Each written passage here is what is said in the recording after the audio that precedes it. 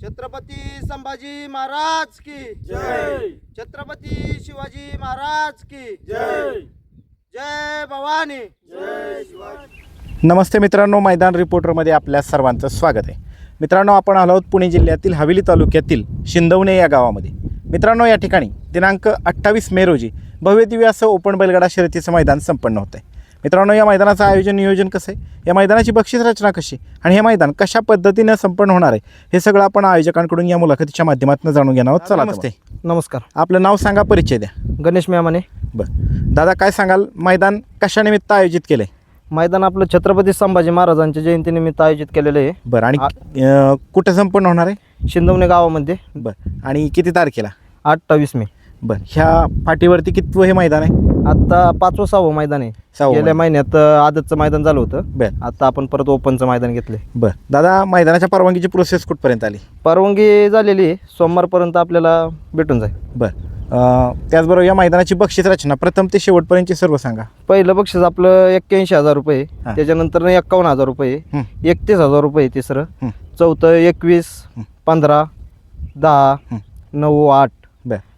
Quarter final प्रत्येक गाडीला 2,000 आणि 2 डाली. बरं. मेगा फायनलला 1,000 रुपये आणि 2 डाली. बरं, आणि मेन बक्षिसांना? मेन बक्षिसांना सुद्धा 2 डाली प्रत्येकी दिले जाणार. बरं, एक ते किती अनुक्रमे किती बक्षीस आहेत? मेन 8 8 बक्षीस बक्षीस आहेत. प्रवेश फी किती? 800 रुपये. मैदानाची ऑनलाईन नोंद सुरू झाली का? हो, उद्यापासून चालू आहे, सकाळपासून उद्या. हे संपूर्ण मैदान माननीय सर्वोच्च न्यायालय, महाराष्ट्र शासन आणि अखिल भारतीय बैलगाडी संघटना, महाराष्ट्र राज्य आणि हवेली तालुका यांनी घालून दिलेल्या नियमाटीनुसार पार पडेल? 100%. बरं, त्यामध्ये दादा आता फाटीमध्ये काय सुधारणा करण्यात आली? मागच्या वेळेस या ठिकाणी आदतचं झालं होतं, तर आता किती पल्ला वाढवण्यात आला आणि कुठल्या बाजूला वाढवला?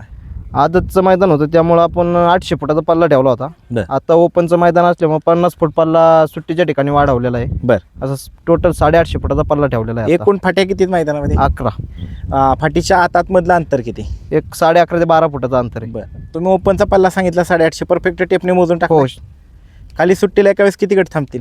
10.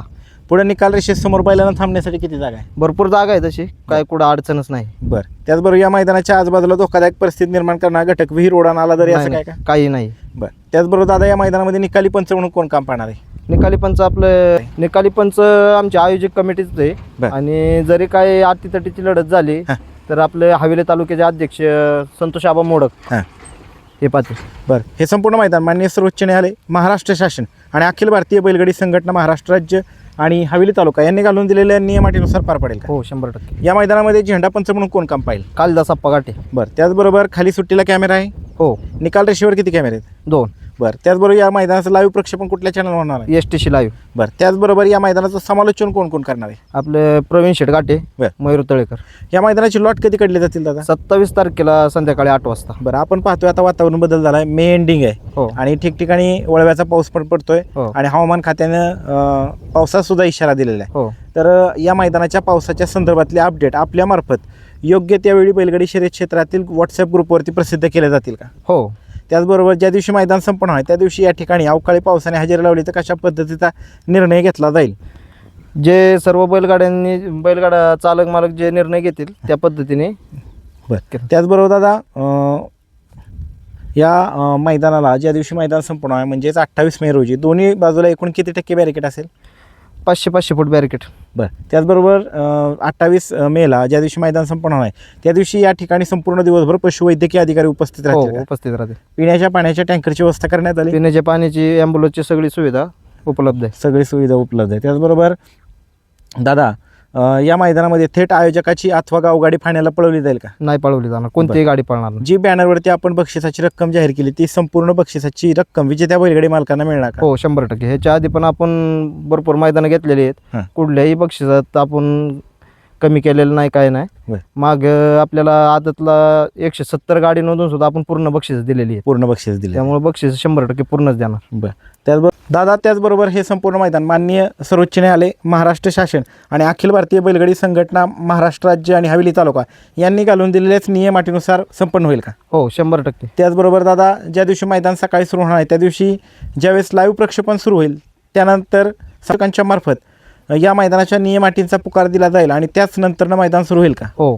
बरं, काय सांगाल अजून ज्या ओपन मैदानाच्या संदर्भातल्या नियम अटी अखिल भारतीय बैलगाडी संघटनेने घालून दिल्यात, त्या सर्व नियम अटी इथं लागू असतील का? 100% सगळे नियम अटी लागू असते आणि सगळे नियमांमध्येच होईल. बरं, बैलाच्या कोणत्या अवयवावरती निकाल दिला जाईल? जे अवयव पुढे असेल त्यावरती निकाल दिला जाईल. गटाला अथवा सेमीफायनलला विजेत्या गाडीवरील चालकाने बैलाच्या शिफ्टीचा चावा घेतला, ही बाब तुमच्या निदर्शनास आली अथवा कोणी ऑब्जेक्शन घेतलं तर ती गाडी बाद केली जाईल का? 100% बाद केली जाईल आणि जे काय आपले नियम आहेत हं. जे त्याच्यावर कारवाई होईल अशाच केली प्रकारचं कृत्य जर फायनलच्या गाडीने केलं तर ती निकालास पात्र राहील का? तिला नाही, रोख रकमेचं बाद बक्षीस केली जाईल गाडी ती. बाद केली जाईल. कोणतीही रक्कम तिला दिली जाणार नाही. बरं, डबल बैलाच्या संदर्भातलं ऑब्जेक्शन आलं तर किती कालावधी असेल?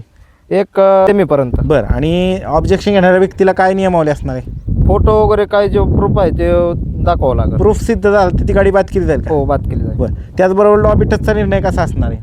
लॉबी टचचा जे संघटना बरं मित्रांनो, अखिल भारतीय बैलगाडी संघटनेचा लॉबी टचचा निर्णय असा आहे की लॉबी टचला निकाल आहे, मात्र लॉबीच्या पलीकडं बैलाचा एक पाय अथवा छकडीचं एक चाक गेलं तर ती गाडी बाद केली जाईल, बरोबर का? बाद केली जाईल बरं, त्याचबरोबर दादा, खाली सुट्टीला पट्टी तिथं कशा पद्धतीची नियमावली असेल? संघटनेच्या नुसार. महाराष्ट्रातील तमाम बैलगाडी चालक मालकांना या मैदानामध्ये सहभागी होण्याच्या संदर्भात आणि वेळेत ऑनलाईन नाव नोंदणी करण्याच्या संदर्भामध्ये काय आव्हान कराल? वेळेत नाव नोंदणी करून कमिटीला सहकार्य करावे. बाकीचं काय सगळं व्यवस्थितच आहे. चालते, धन्यवाद दादा.